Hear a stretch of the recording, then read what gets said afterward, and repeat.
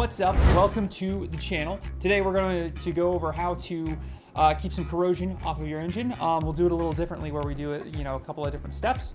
But I did want to take 1 second and acknowledge that last week we hit 100 subscribers to the channel, and we got up into triple digits. And I know that's on YouTube, it's a tiny little number. It's not, anything to brag about, but for us, it's a big deal. So I wanted to, say to all the subscribers, thank you so much for subscribing and getting us into triple digits. Starting this channel has just been fun, and it's cool to know that there are some people out there that like it. And maybe one day we can get to 200 or 300 or whatever. But I just wanted to take a minute to thank you for that because it's very encouraging to see this channel grow. If you do like this kind of stuff, please do subscribe. It helps out the channel, and we can continue growing and continue making better and better content. We have a lot of fun doing it, and we couldn't really do this kind of stuff without you guys subscribing. So onwards and upwards. So now we'll go outside and actually do the project, but thank you again. So that's all.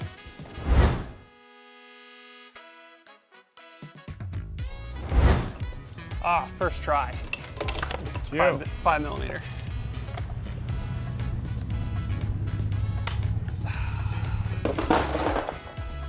Look at that thing.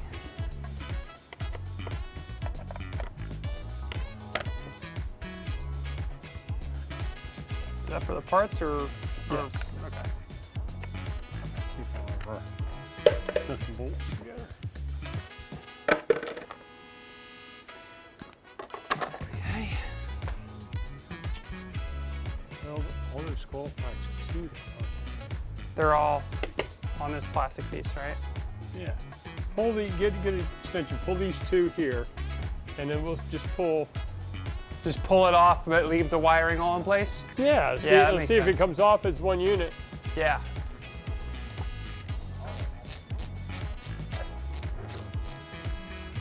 Yeah, you'll have two down here. That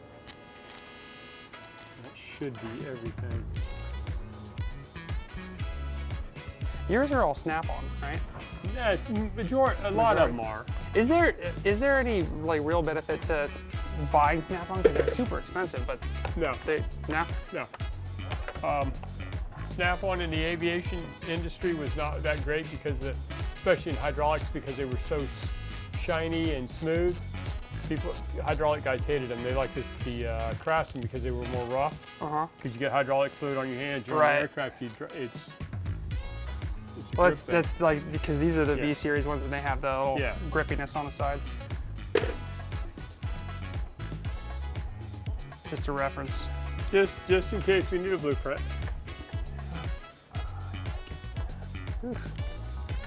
Those swivels. Yeah.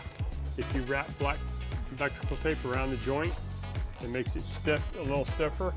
Oh. And I always used to I just kept them wrapped like that. Okay, so this one is there. That. Look at that. So, okay, so we need to do. That's good. That's a good step. I like this.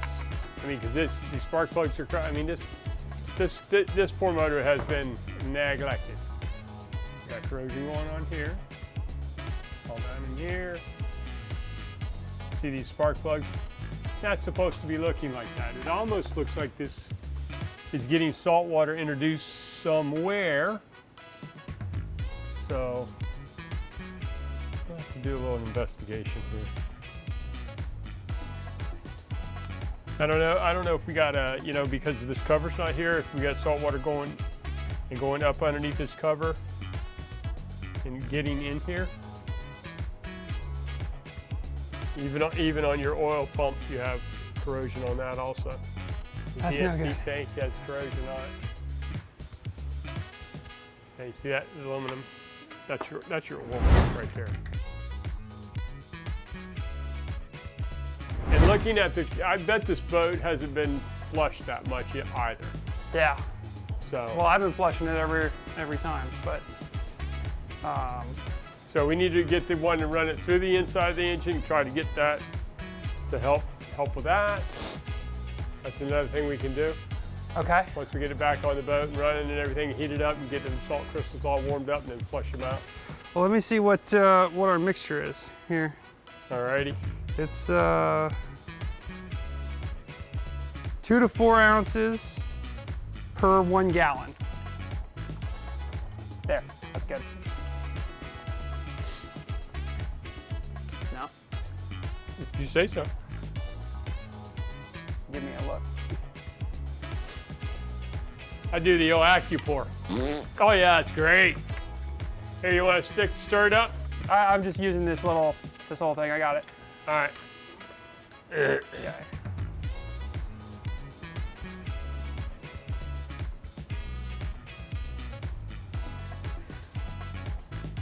Want a funnel? Yeah, that'd be a good idea. All right, let me get a funnel. So how long are we supposed to let her set on? Let me read the back again. Said, allow it to soak for 5 to 10 minutes.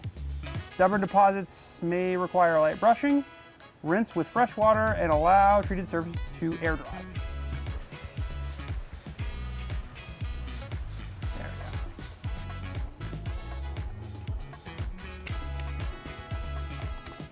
we go. These bolts will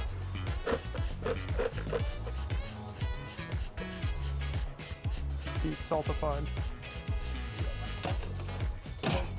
There you go. Tasty.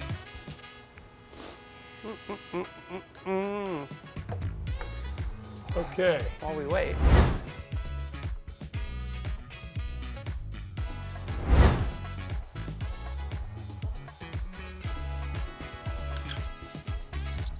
All right, it says to let it air dry, so That washed a lot of that corrosion right off there. that's pretty great. So once it dries, we just put it back together and that's it, or should we hit it with another one, or? I'd let it air dry. And then before we go to put it back together, we'll do it again. And then we'll hit it with some corrosion block. I don't think I got any corrosion block. That's fine. We're gonna do this again, so. Okay. So yeah, anyway, this is the stuff that we use. This is the West Marine version of the Salt Away stuff. They call it Salt Hawk. This isn't sponsored by them or anything like that. It's decent stuff. It's all pretty much the same. You know, from my experience and what we've used, I've used both. Both are good. Get the applicator if you can to put it on the garden hose because it makes the mixing a lot easier than what I was doing by just like pouring it in there and squirting. But it worked. It's fine. But I recommend you get the applicator. If I was to do it again, I probably would just go back and pick that up. The only reason I got this one is West Marine had it buy one, get one. That's why there's another one right there. So there's a BOGO thing, and I am here for the deals. That being said, if you are Salt Away, if Salt Away is watching this and your stuff is better than West Marine stuff, tell me why. Why is it better? And I'll do a head-to-head. I'll put them to the test. Like, we can test them out. My email is down there. Like, email me and tell me why Salt Away is better than the West Marine name brand stuff. But yeah, either way, whatever you get, it's fine. Just make sure that you flush your engine. Do put corrosion blocker on the engine. Like when if there isn't any corrosion on there, take care of it, treat it, because corrosion going untreated is that's no fun for anybody. Whatever you use to treat it, hit it with some corrosion blocker. We'll do that. We haven't done that yet because the engine's not hung back on to the boat. We'll do that whenever we install the bracket. But an update on that, I got a call from Armstrong. They told me that the bracket is ready, and they hooked us up with a couple surprises on the bracket, which is why we had to wait an extra little bit. But we're finally able to put the boat back together and get it back in the water. Well, we still have to cut some scupper holes, but that's another thing for another day. We'll get there. If you want to see any of that stuff, or if you want to see any of the work that we've already done on the boat and you haven't, subscribe. Take a look at the channel. Look through all the different videos. There's a bunch of different stuff. Anyway, thanks for watching. Thank you for subscribing and getting us to 100. And we'll see you next week with a different video. So yeah, be good. See ya.